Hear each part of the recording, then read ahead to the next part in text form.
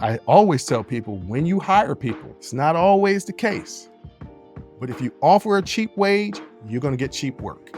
If you can't pay the employees a fair wage, a livable wage, you don't need to be in business.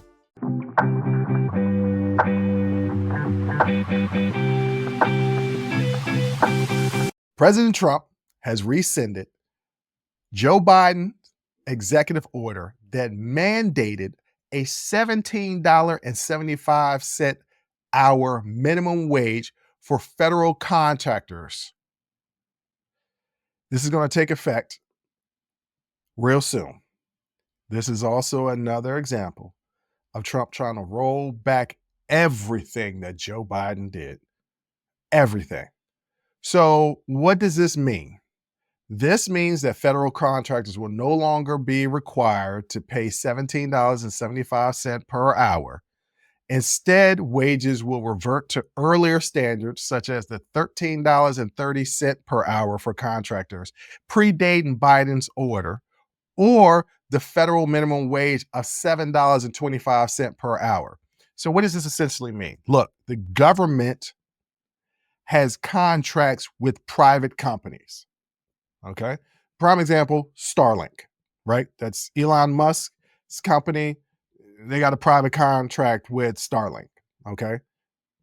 I mean, the federal government has a contract with a private company, and the private company is Starlink. There's stuff like this all over the country, right? So many private companies have federal contracts.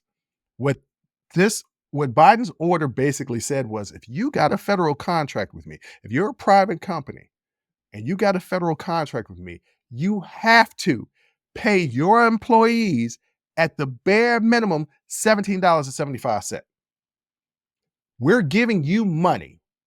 We're entering in a contract with you.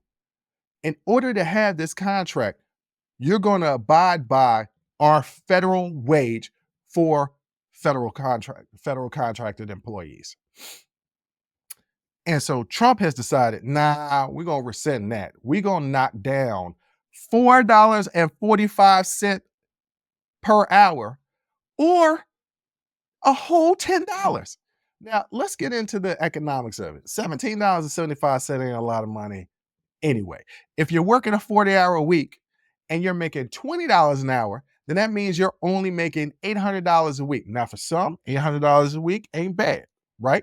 8 times 4, that's $3,200 a month before taxes. And you might be like, I'm all right. And if you are a person that only got like, I don't know, $2,000 worth of expenses, okay, I don't know too many people out there that only got $2,000 worth of expenses.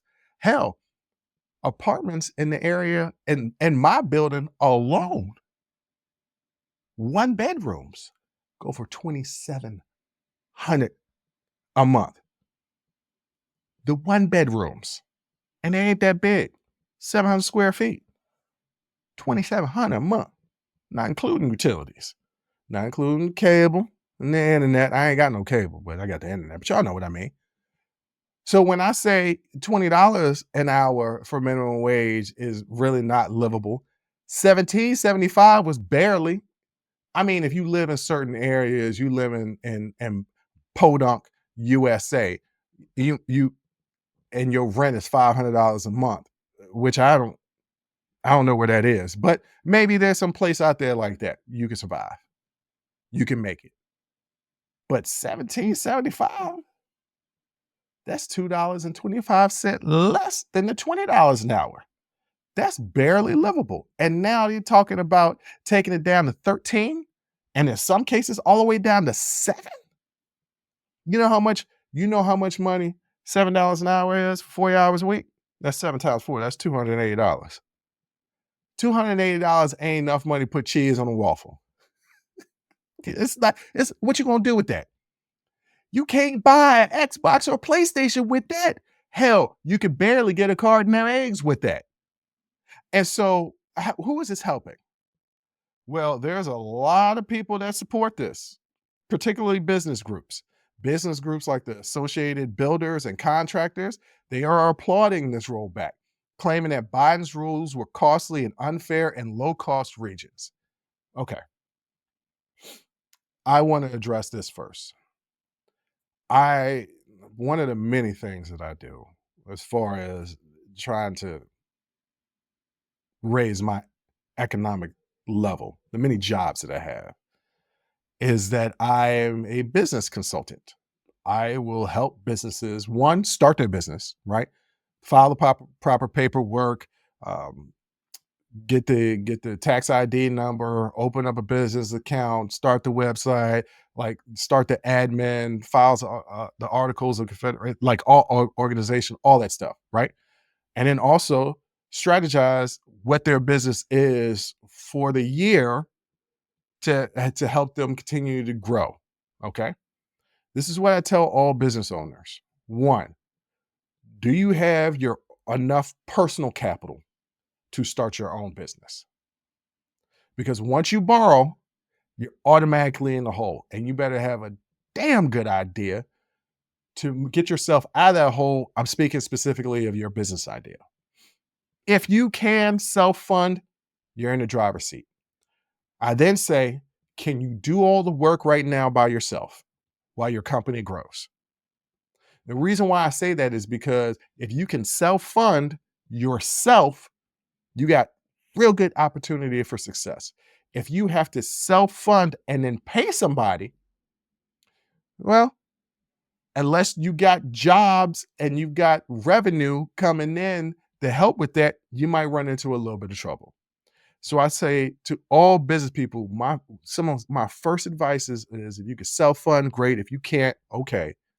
And if you could do it yourself to start off, do that. If you have to hire people, make sure that you have enough money for not only you to live, but for you to cover payroll. And I always tell people when you hire people, it's not always the case, but if you offer a cheap wage, you're going to get cheap work. Most of the time, you offer a cheap wage, you're going to get cheap work. So you better pay attention to what the market for that job is paying and pay accordingly. These are the advice that I give. So for these federal contractors who are builders and contractors doing construction, right? If you can't pay the employees a fair wage, a livable wage, you don't need to be in business.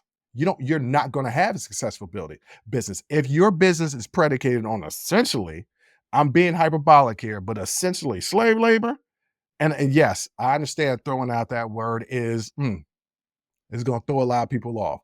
But when you're giving non-livable wages, yeah, people are still getting wages, but you're essentially, indentured servitude at the very least. So when you're doing these things, you're not going to have successful business if that's what you got to do to be successful. And you know how I know this? Because I did it. I've done it. I didn't know I was paying people unlivable wages, but there have been times where I've had different companies, and when I had the wrestling company, I was paying them a certain amount of money each match, and they agreed to it. I thought that was okay until I found out what the market dictated, and I was like, y'all were grossly underpaid. Why would y'all do that? Well, we believed in thing and we wanted to give work and this and that. And I was like, well, y'all gave me your heart and soul. Let me find a way to try and pay you more money.